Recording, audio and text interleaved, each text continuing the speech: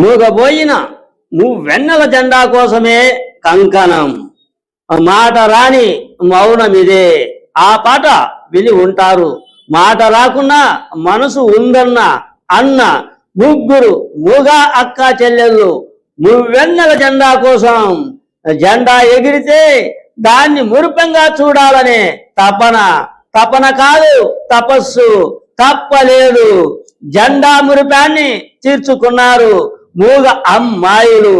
మాట రాకుంటేనేమి మన మనసంతా భారతదేశం చెంత అనే పంథ పట్టి పథకాన్ని ఎగురవేసేందుకు వేగంగా పావులు కదిపిన ముగ్గురి మాట రాని కథనం. ఓ మహిళా లోకం, ఇది వినండి.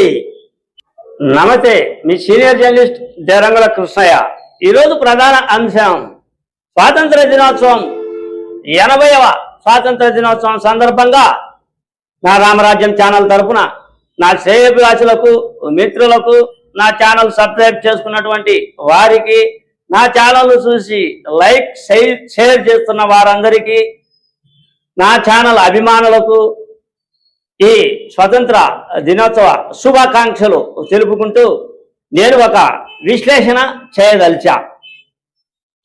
కొందరికి మాట తీరు ఉంటుంది, కానీ ఆ మాట ఏ విధంగా మాట్లాడతారో తెలియదు.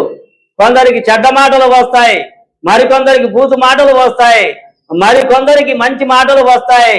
మాటల్లో మనుషుల్లో తేడాలను బట్టి నోటిలో నాలుక ఉంటే ఇష్టానుసారంగా మాట్లాడతారు. కానీ మాట రాని మూగ మహిళల కథ ఒకటి ఉంది.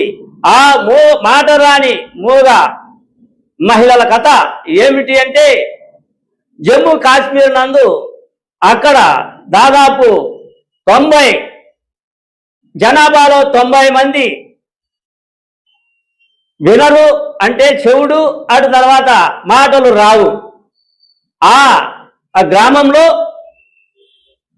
ముగ్గురు అక్కా చెల్లెళ్ళు, వీరికి మాటలు రావు.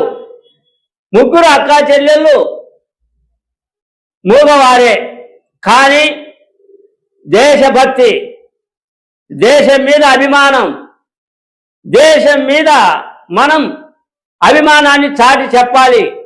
మాట రాకుంటేనేమి, మనకు చేతులు ఉన్నాయి, మనం చేసి చూపించే సత్తా ఉంది అని ఆలోచనలో పడ్డారు. ఈసారి స్వాతంత్ర దినోత్సవ వేడుకలను ఆ మూగ గ్రామంలో బ్రహ్మాండంగా జరపాలని ఆ ముగ్గురు మూగ అక్క చెల్లెళ్ళు భావించారు. భావించిన అనంతరం తండ్రికి సూచనాప్రాయంగా ఆ జెండాను కుట్టాలి అంటే వస్త్రం కావాలి, ఆ వస్త్రం మాకు కావాలి అని వాళ్ళు పట్టుబట్టారు. తన తండ్రిని వేడుకొన్నారు. తన తండ్రి ఆ వస్త్రాన్ని తెచ్చేంత వరకు ఆహారమే ముట్టలేదు. ఎటు తిరిగి తండ్రి ఆ వస్త్రాన్ని తెచ్చే బాధ్యత తప్పలేదు. పట్టణానికి వెళ్ళి ఆ వస్త్రాన్ని తెచ్చారు. తెచ్చిన అనంతరం రేయింబగళ్ళు ముగ్గురు అక్కా చెల్లెళ్ళు ఈ త్రివర్ణ పతాకాన్ని తయారు చేశారు. దాదాపుగా ఆ గ్రామంలో 150 జెండాలను కుట్టి, రేయంగా పగలనక కుట్టి, ఆ గ్రామంలో ప్రతి ఇంటి పైకప్పుపై జెండా ఎగురవేసే పనిని సంకల్పించి విజయ ఢంక మోగించారు. ముగ్గురు మూగ అక్కా చెల్లెళ్ళు మొత్తం దేశవ్యాప్తంగా వార్తలకు ఎక్కారు. అంటే మహిళా లోకం ఇది గమనించవలసిన అవకాశాలు, గమనించవలసిన పద్ధతులు, ఈ విధమైన మహిళలు కూడా ఉంటారా అనే ఆలోచింపజేసే కథనం నేను ఈరోజు స్వాతంత్ర దినోత్సవం సందర్భంగా మొత్తం భారతదేశ ప్రజానికానికి తెలియజేయడానికి నేను ఈ వీడియో చేశా. ఇది వీడియో చేయడానికి ప్రధాన కారణం, ఒక ప్రముఖ దినపత్రికలో వార్తా కథనం వచ్చింది. ఆ వార్తా కథనాన్ని బట్టి నేను ఒక కవిత ఇచ్చా. ఆ కవితా రూపంలో మొదట ఈ మహిళల గురించి చెప్పా. అటు తర్వాత మహిళలకు సంబంధించిన కథను కూడా చెప్పా. అయితే ఈ పరిస్థితుల ప్రకారం చూస్తే ఇంకొక కథనం అనేది ఉంది.